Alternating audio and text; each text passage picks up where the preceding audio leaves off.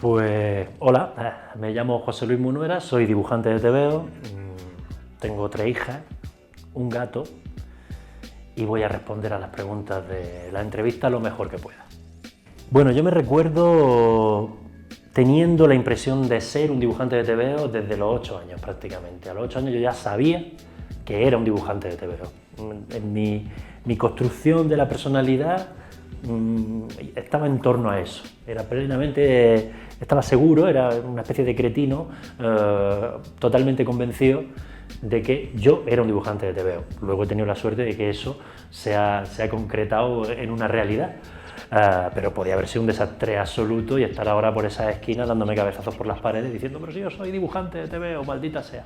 Bueno, siempre lo he sabido y he hecho lo que me parecía que tenía que hacer para conseguirlo, con la buena fortuna de que lo he conseguido, lo cual ya es la apoteosis. ¿Cuál ha sido tu formación para dibujar?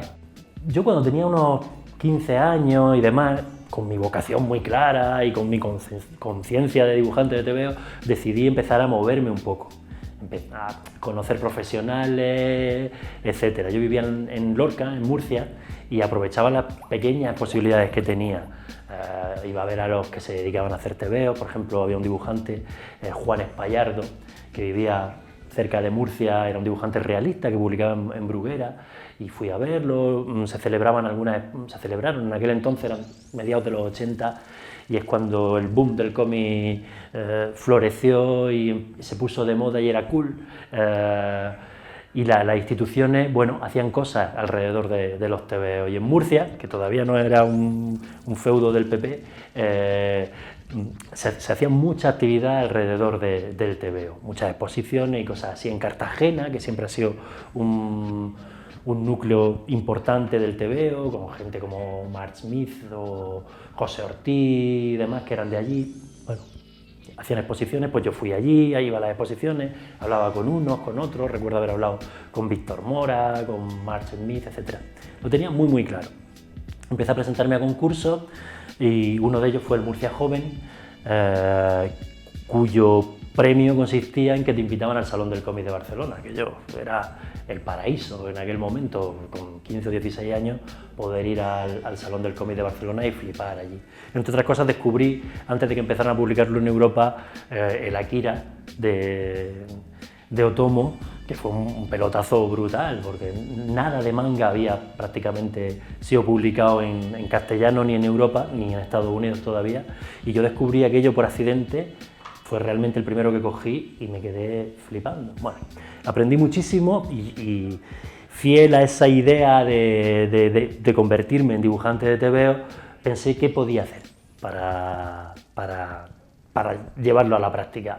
Bueno, lo veía muy complicado, no sabía exactamente cómo, y en el ínterin pues estudié Bellas Artes. Me puse a estudiar Bellas Artes, con el objeto también de mejorar un poco y de preparar un dossier y algo con un poco de entidad como para poder presentarlo a los editores.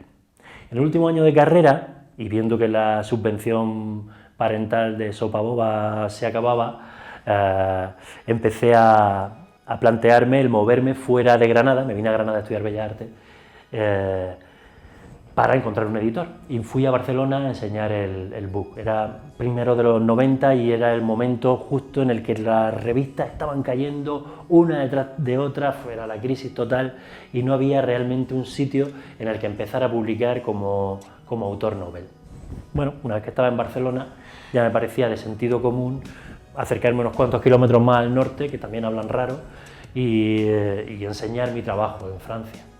Así lo hice, fui a Francia, fui al Salón del Cómic de Angoulême con el autobús de la Escola Joso, y allí me presenté a todo el que me parecía que tenía cara de editor. Me hice con una acreditación profesional en el stand de las acreditaciones, dije que venía invitado por el Víbora, fue lo primero que se me ocurrió, pero que no me habían dado la acreditación, me la dieron ellos muy amablemente, y eso me permitió circular con libertad por los espacios profesionales del Salón de Angoulême. En aquel momento no había nadie enseñando su book.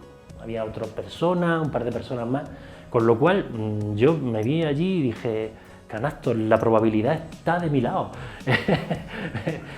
No puede ser que no funcione, tiene que funcionar. De manera que todo el que veía que tenía cara de editor, que básicamente para mí era cualquiera, le enseñaba el book.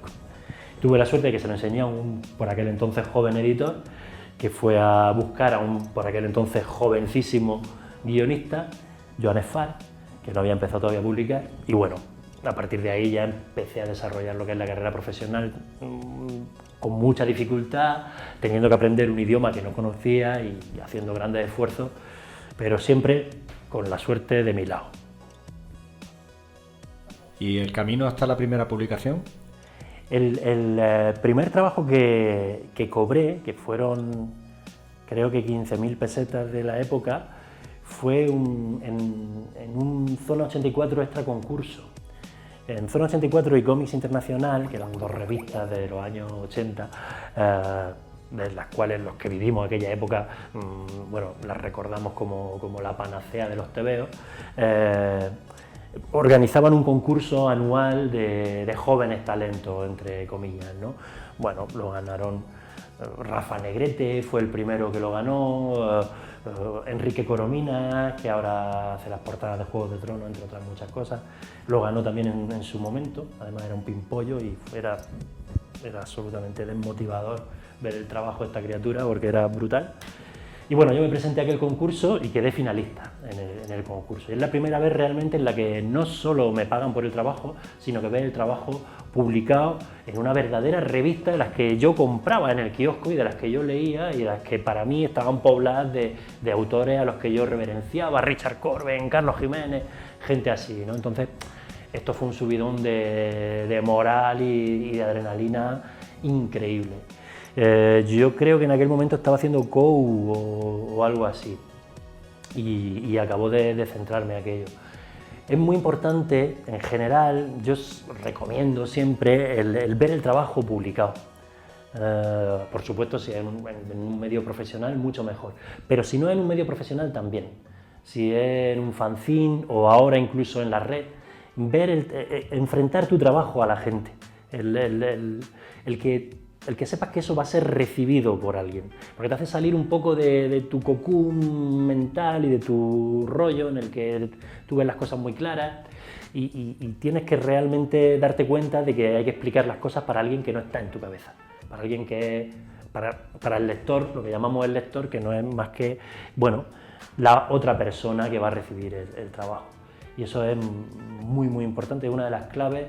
Yo creo que diferencian realmente lo que yo entiendo por ser un profesional del no serlo, que va más allá del hecho de ganarte o no la vida haciendo tebeos, sino con el enfoque que tú tienes de los tebeos, que sea realmente un enfoque profesional, serio y riguroso, en el que tú estás haciendo un trabajo con el objeto de ser publicado y con el objeto, sobre todo, de llegar a un espectador o a un lector. ¿Qué técnica de dibujo utilizas? En el capítulo técnico, yo siempre he sido un dibujante muy tradicional. A mí me gusta mucho el aspecto artesano del ejercicio de hacer tebeo. Me encanta ver fotos de dibujantes de los años 30, 40 y 50 delante de su mesa, haciendo un trabajo que tiene una parte física, que tiene una parte de implicación que no es solo intelectual, sino que es manual. Hay una parte de artesanía que a mí siempre me ha gustado mucho y que me gusta mucho. Y que se va perdiendo un poco, yo también, con la llegada del mundo digital, que simplifica enormemente infinidad de procesos que antes eran muy, muy complejos y que demandaban mucho tiempo y una precisión enorme, pero que al mismo tiempo hacen un poco perder esa parte romántica del trabajo analógico, llamémoslo así. En mi caso concreto, todo lo que es la parte de creación es puramente analógica. Luego la parte de edición, sí hay una parte de trabajo digital en lo que es el acabado, darle la forma final, corregir ciertas cosas, etc. Y eso solo desde hace unos años hasta ahora. Antes prácticamente todo era 100% manual. Yo realmente, como trabajo actualmente en este momento, es dibujando de forma tradicional con lápiz y pincel las páginas.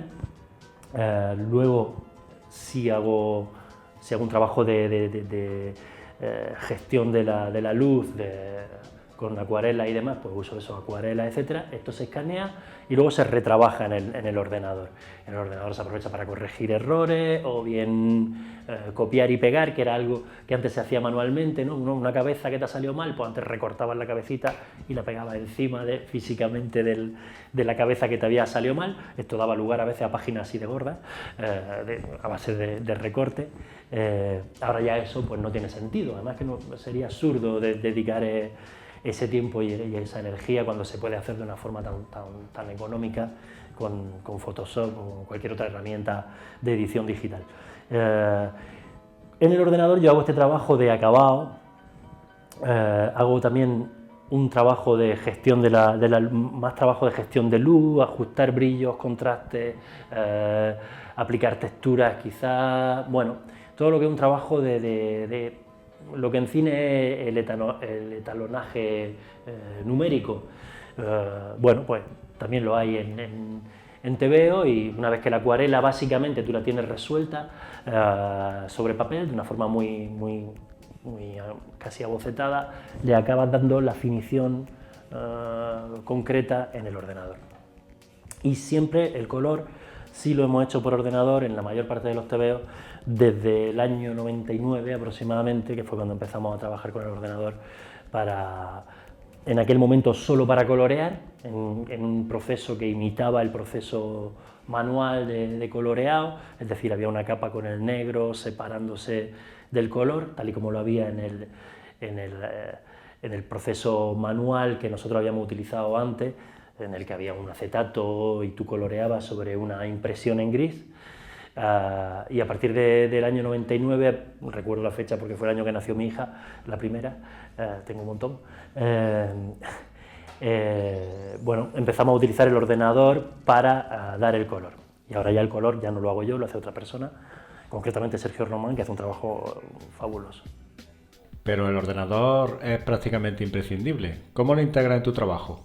De hecho, el ordenador, una de las mayores ventajas que tiene no es tanto que también, por supuesto, el trabajo que puedes hacer después de retoque, etcétera, sino el hecho de poder escanear tus propias páginas y la calidad con la que tú puedes llegar a escanear las páginas, que es flipante. Hace 25 años tú necesitabas hacer un negro y un blanco puro, y todos los matices entre el blanco y el negro eran susceptibles de perderse en la reproducción si no tenías la garantía de que se iban a perder. Ahora ya prácticamente puedes reproducir cualquier cosa, desde el trazo a lápiz a una cosa muy liviana, en fin, puedes trabajar casi con cualquier material de base, analógicamente. Entonces esto es fascinante, el hecho de poder reproducirlo. Y nos lleva a una pregunta que a mí me interesa mucho responder de tipo formal, que es ¿por qué seguimos entintando los TVO? ¿Por qué se siguen tintando las páginas de cómic cuando ya no es algo necesario? Hasta hace 20 años era prescriptivo que la página se entintara para poder ser reproducida, porque se necesitaba un contraste muy grande de blanco y negro para que se pudiera reproducir con la tecnología que había. O era carísima, la reproducción en cuatricomía era muy cara, etc. Hoy en día eso se ha abaratado muchísimo, tenemos la posibilidad de reproducir cualquier cosa y sin embargo seguimos utilizando lo que entendemos por entintado porque es una forma de dibujar específica del TVO, que se asimila al TVO, pero que viene de una necesidad técnica que hubo que se hubo de resolver en su momento, que era esa necesidad de tener grandes contrastes. Seguimos utilizándola ahora, yo creo que iremos evolucionando hacia otras formas y de hecho ya hay muchos cómics que son técnicas mixtas, etcétera. Pero bueno, es interesante este campo que nos abre la reproductibilidad del dibujo, que antes no la teníamos. Para los más noveles, concursos, exposiciones, internet, DeviantArt, etcétera. Es difícil dar consejo a un chaval que empieza sobre cómo mover su trabajo. Mi consejo es que cualquier cosa que hagas para que tu trabajo se vea y para que llegue a un editor debe hacerse. A veces puede que esa cosa sea el presentarse a un concurso, presentarse a un premio. Los premios son muy criticables todos, son muy discutibles por supuesto y son muy arbitrarios como todo en esta vida y no necesariamente premian al mejor, sino que bueno, se pueden hacer 1000 millones de cábalas, pero lo que es seguro es que siempre es preferible presentarse a no hacerlo. En mi caso concretamente, yo me presenté al Murcia Joven y para mí fue muy útil, para mí fue muy práctico. Primero porque me permitió ir a Barcelona en su momento, segundo porque me permitió contactar con otros dibujantes de la región a los que no conocía, con lo cual mi mundo se amplió un poco. Este es un mundo bastante cerrado, de friki, feo y granulento, como yo lo soy, y está bien el abrirse al universo. Y tercero, y no menos importante, porque te reafirman también en tu propio valor como autor, y a veces es importante tener ese impulso y esa ayuda. Y luego, por ejemplo, también el premio este del Zona 84, pues una vez más también me fue muy útil para reforzar todo eso. Yo recomendaría desde luego que se utilizara cualquier estrategia para que tu trabajo sea visto por la gente, sea la que sea, internet, Facebook, lo que quieras, desde luego presentar tu trabajo y moverte al máximo. Lo que no puedes es quedarte tranquilamente en tu casa esperando a que venga un cazatalentos mágico con una varita, porque eso no pasa. ¿Cómo prepara una página de cómic? Hacer una página de TVO es una disciplina que requiere mucho esfuerzo y concentración y mucho ejercicio. No se improvisa, es necesario tener un rodaje para que fluya con naturalidad. Yo las páginas normalmente lo primero que hago es imaginármelas. Imagino en mi cabeza qué sucede en esa página, ese fragmento de historia que es la página, qué es lo que cuenta. Digamos que la página tiene un sentido, viene a ser como un párrafo en mi cabeza, dentro de lo que es la estructura de la historia. Si fuera una novela sería un párrafo, es decir, tiene un sentido en sí misma, tiene que tener no es meramente una transición entre la página precedente y la siguiente, sino que tiene que tener una cierta coherencia interna dentro de la propia página. Siendo la viñeta el mínimo elemento sintáctico, digamos, el mínimo elemento que tiene significado dentro de la página, la página sería el párrafo, la viñeta sería la palabra suelta, ¿no? La palabra tiene un sentido, en fin. Pero no tiene sentido exenta del resto de viñetas que la acompañan, o sea, por sí sola tiene un sentido, pero carece realmente de un significado. Bueno, yo a la hora de plantearme la página me la imagino primero, casi como si fuera una película, pero que es algo muy abstracto. No hay, salvo muy excepcionalmente en la que realmente visualiza momentos concretos, imágenes muy potentes que te llegan como muy formadas, muy estructuradas. En general es algo abstracto y fluctuante. Muchos dibujantes, la mayoría de hecho, y yo lo recomiendo, lo que hacen es un storyboard previo, es decir, una versión pequeñita y abocetada, muy somera de la página para empezar a plasmar sin el esfuerzo técnico y físico que supone el dibujar bien, entre comillas, una cosa, ver un poco cómo va a quedar la página antes de pasar eso a un formato más grande. Yo hago ese storyboard directamente ya en la página, lo hago al formato grande, ya veo más o menos cómo va a quedar la cosa, y esto lo hago fundamentalmente para tener una cierta concentración que se deriva del hecho de que haya un riesgo. No tener 100% seguro lo que voy a hacer me hace que esté en tensión durante el proceso de ejecución, durante el dibujo, que haya sorpresas que se producen durante el propio proceso, y a mí eso me interesa mucho, porque yo lo que vivo en tanto que autor no es lo mismo que viven los lectores. Yo vivo el proceso, no el resultado. A mí el resultado me importa, pero con toda sinceridad me importa menos que el proceso, porque yo donde estoy es en el hecho de hacerla. Y si el hecho de hacerla es aventurero y es divertido, pues tanto mejor. Mucho mejor que el hecho aburrido de hacer un trabajo puramente técnico.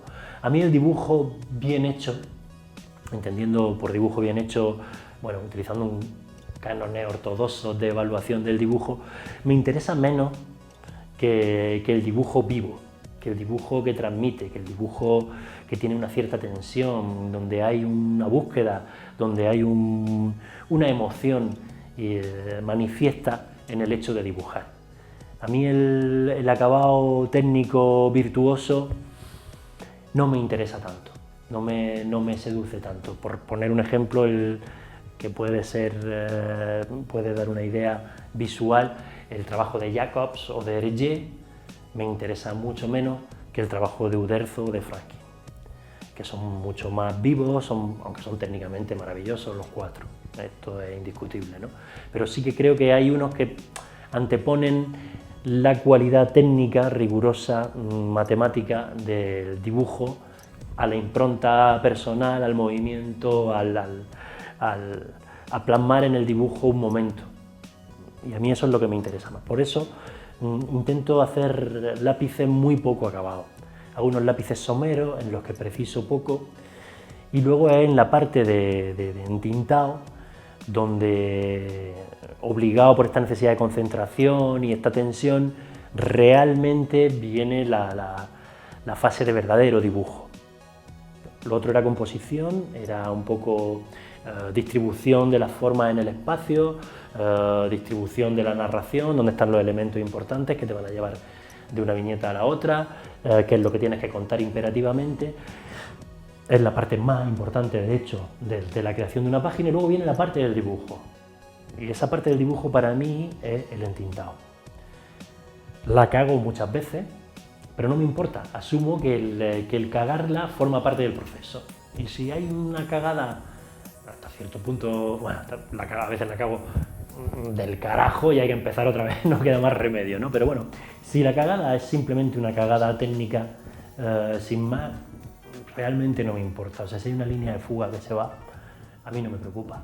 Me parece que forma parte un poco del proceso, como cuando estás viendo a un grupo de música que está tocando en directo y hay una nota falsa, ¿no? Bueno, pues no pasa nada siempre y cuando haya esa transmisión de energía. Y me interesa mucho más esa idea del dibujo como contemplación de una obra en directo, ¿no? como grupo de música que está tocando en directo, mucho más que el dibujo como obra de estudio, ¿no? de grabación en estudio perfecta en la que se han corregido todos los detalles, regrabando, montando y eliminando tal. Eso es puramente técnico, a mí eso me aburre más. Los dibujantes que más me admiran son precisamente esos dibujantes que se sueltan, que no tienen esa presión del rigor, aunque también admiro mucho, por supuesto, y reconozco todo el mérito que tienen los otros dibujantes, ¿eh? Pero a mí me resultan menos interesantes y menos inspiradores. Es una cuestión personal. Y básicamente así es como se ejecuta la página. Luego viene, como hemos dicho antes, la parte de edición en el ordenador. Si hay una parte de acuarelado, que la hay en algunos de mis historietas, como en Sortilegio o en El Juego de la Luna o Fraternity, pero no en otras como Los Campbell o Spiro y Fantasio, por decir los que se han publicado en España, que son puramente en línea y manchado. Si hay una parte de acuarelado, pues se hace una acuarela muy somera, con agua sucia además directamente. El objetivo no es que sea bonita en sí misma tampoco, sino que sea una base para hacer luego el trabajo posterior de edición en el ordenador. Se hace el trabajo de edición y se manda, y luego una facturita. ¿Y la parte del guión, cómo la trabajas? ¿Prefieres tus propias historias o colaborar con otros? Por supuesto, antes de empezar a dibujar cualquier cosa, hay que tener algo que dibujar. Hay que tener una idea, un guión, lo que llamamos el guión. El guión puede tener muchas formas, expresarse de muchas maneras, ¿no? Puede estar escrito, puede ser una idea que tienes en la cabeza, puede ser algo que alguien te cuenta y tú narras. Normalmente lo lógico es que esté escrito previamente. Por supuesto es así cuando trabajo con un guionista, siempre hay el guión te viene por escrito. En mi caso en particular yo no lo sigo religiosamente, sino que lo interpreto. Creo que mi trabajo bueno, interpreto hasta cierto punto, siendo respetuoso. Creo que mi trabajo como dibujante hasta cierto punto es parecido al trabajo de un actor en una película. Dos actores con el mismo texto pueden componer personajes completamente diferentes. Y creo que dos dibujantes con el mismo texto no solo pueden, sino que deben, y en eso se justifica su existencia como artista, digamos, dar dos visiones completamente diferentes del mismo texto, de la misma historia. Según cuente una secuencia narrativa con un grafismo o con otro, focalizando en un detalle u otro, puedes tener dos resultados absolutamente diferentes. Mira, en internet hay muchos vídeos en los que cogen una comedia y cambiándole la música y el montaje hacen como un tráiler de una historia de terror, y al revés, ¿no? Cogen una historia de terror, le cambian la música, ponen música de comedia y tiene, gracias a la magia del montaje, tiene un tráiler de una comedia divertidísima. Pues lo mismo sucede con los recursos gráficos. Nosotros gráficamente tenemos que trabajar y conseguir el mismo resultado y el mismo efecto que tiene el montador, que el director de fotografía, que el director, y en fin, que todo el ejército de artesanos que participan en la creación de una película. El guión normalmente yo lo recibo por escrito. De todas maneras he tenido varias formas diferentes de trabajar. Cuando trabajaba con Joan Esfar, por ejemplo, él me mandaba una suerte de storyboard muy básico, muy sencillo, que bueno, yo interpretaba también a mi manera. O era yo el que le proponía el storyboard y él escribía los diálogos sobre ese storyboard, nos poníamos de acuerdo más o menos en la historia que contábamos, yo empezaba a delirar un poco y él sobre eso venía y escribía, es un dialoguista absolutamente maravilloso. Jean-David Morvan y yo tenemos un sistema de trabajo que es muy cooperativo.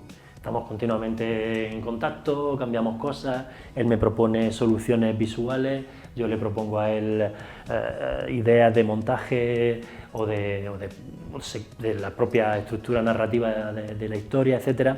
También me lo da por escrito, por supuesto, y bueno, es muy un trabajo de pura colaboración.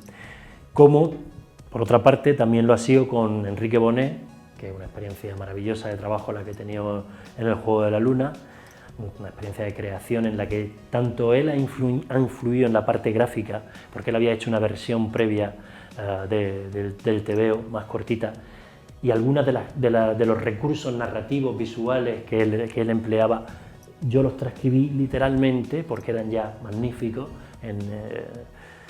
Hay algunas páginas que son prácticamente remakes totales, ¿no? Son como si upgradeáramos, ¿no? la página que había dibujado Enrique previamente, como yo en la parte narrativa introduje elementos, bueno, de simbología y de sentido de la historia que Enrique admitió y introdujo en la historia. En ese sentido, esta experiencia ha sido una de las más positivas en cuanto a sinergia creativa.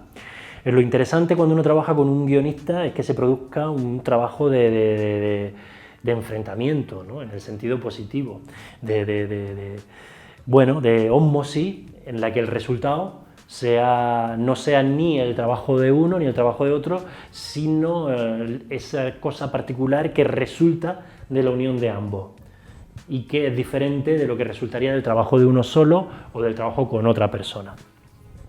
Siempre es maravilloso cuando la mayonesa liga, como en el caso del Juego de la Luna, que es un ejemplo perfecto, en mi opinión, de colaboración bien ligada, y a veces sucede que no liga.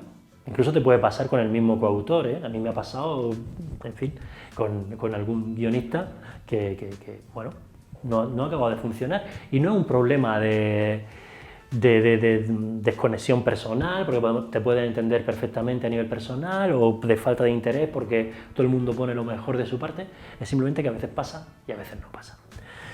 Con Juan Díaz Canales, el guionista de Blasa, digamos, y de Corto Maltés ahora, tuve la suerte también de trabajar y hacer un álbumcito del que estoy muy contento, que es Fraternity, en el que intentamos una cosa, yo creo que bastante arriesgada, efectos narrativos, dentro de que, bueno, es legible por todo el mundo y es relativamente asumible, tiene cierto riesgo que nosotros asumimos y hicimos un trabajo del que me siento muy, muy orgulloso.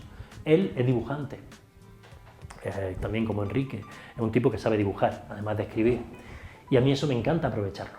Yo, por ejemplo, a Juan le pedí que me dibujara su versión de los personajes de la historia, porque quería ver cómo él los visualizaba, cómo él los entendía, y yo a partir de ahí hice los míos, pero partiendo de su visualización, ¿no? Hubo un par de ellos que dije, no, este no me convence en absoluto, yo lo veo más bien así, pero la mayor parte de los personajes están directamente sacados, son como una interpretación de su idea, ¿no? Que es lo bonito cuando trabajas con alguien, es aprovechar precisamente cuáles son las virtudes de esta persona para aprovecharla en el trabajo. Con Jean Dufaux el trabajo es completamente diferente.